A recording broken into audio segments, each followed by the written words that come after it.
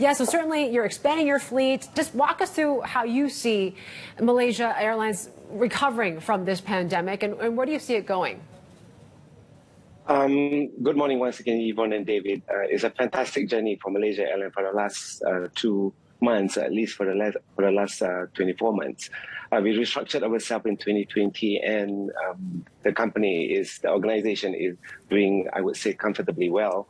We've been cash positive since October last year, and strong cash balance for us to take us across to weather the storm moving forward for the next 18 to 24 months. We've put in capacity back into the market about 76% year to date today, and we're expecting a forecast of 82%. The region in Asia Pacific is rebounding comfortably with the recent opening of Japan and Hong Kong. Nevertheless, China remains a concern, and we look at China in probably quarter 2, 2023. Other than that, I'm very comforted that the airlines in the region is rebounding well with a strong pent-up demand from the market. Obviously, VFR traffic, visiting friends and relatives, has been leading the market, the movement of air travel demand in this region. Okay, well, speaking of increasing capacity, I guess I want to ask you about staffing in just a moment, but let me ask about fleet. To begin with, because I think you are considering here 25, at least ordering 25 single-aisle jets. Have you made a decision on that yet? No, not yet, David. We are in deep evaluation. Our 10-year fleet plan will entail for the 50 aeroplanes in Malaysia Aviation Group, and today we have a firm order of 25 737-8, and we have a delta of another 25. We're evaluating whether it should be or could be another 25 Maxes, or a combination of probably a regional jet proposition for us to be competitive in the domestic and ASEAN region.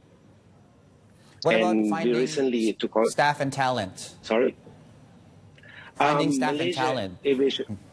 Malaysia Aviation Group has been fortunate. We did not retrench any staff during the pandemic, and we hold them back. But nevertheless, we do see pressure in the environment surrounding Malaysia Aviation Group, our service providers and so forth. So we are fortunate in that side. However, we do see pressure. We are facing pressure from our service providers. Obviously, there's a lot of talk about the whole reopening story in China. You mentioned China is still a bit of a concern, but you're hopeful. What are your expectations of a full reopening in the mainland, and when maybe MAS can actually reach that full capacity there? Optimistically, quarter 2, 2023. Pessimistically, second half of 2023. And the industry should reach back 2019 level by 2024. That's our expectation.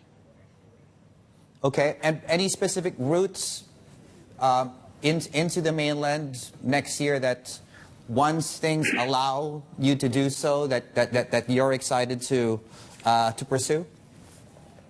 Definitely. China is an interesting market, is a booming market ever since even pre-pandemic.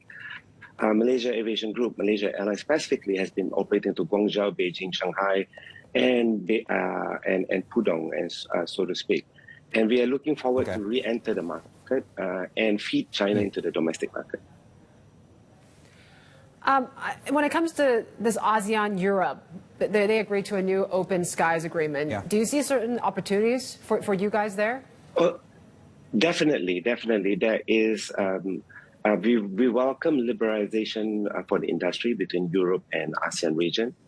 And there's a lot more work that needs to be done bilateral between governments. But it poses an opportunity for the airline and airlines in the ASEAN region as well, connecting Europe and ASEAN. As we know that ASEAN has been a strong trade enabler to the EU region. And I'm hopeful that governments, bloc nations will come to an agreement for the EU-ASEAN connectivity. Now, with your fellow airline executives are all gathered there, and I was wondering what the sentiment was around global energy prices, because that's really one of your biggest cost bases, if you will. Go ahead, sir. So, David, David, like Malaysia Airlines, we've been on I would say, a stable recovery. However, the industry is under pressure on fuel, forex, and interest rate. Likewise, raw materials. That is actually pressuring, giving us a very strong headwind. And airline CEOs have to combat that moving forward and navigate their airlines across the storm, so to speak, in airline terminology. To counter or navigate around forex, fuel, and interest rate. That's our major concern today. I met my peers for the last few days, and every one of them have the same concern. Is the offset then maybe higher ticket prices? I just wonder, is Malaysia Airlines seeing strong revenues from that? And what are you seeing for bookings next year? The booking next year has been actually very encouraging. We have strong booking right up until Q1 of 2023. For Malaysia Airlines specifically, we have been strong in Q3 this year, and we're hopeful that we will continue to be EBIT positive in 2022. With a disposable income that driving OVR, occasional visiting friends and relatives, has been stronger. But nevertheless, we do see corporate travel coming back slowly. And we hope and we predict that by second half of 2023, it will be much stronger. Could you compare maybe and project for us EBIT? You mentioned you might be EBIT positive 2022. What does the next fiscal year look like to you? What are your projections? I don't have a clear crystal ball, but obviously airline CEOs are required to deliver profitability to the organization. But as I said, strong headwind ahead of us in 2023, driven by fuel, forex, interest rate, and the high cost of sales. And touching a little bit on high fares, I believe that the fares will not be as the level of that we enjoyed in 2019. This is mainly driven by cost of sales.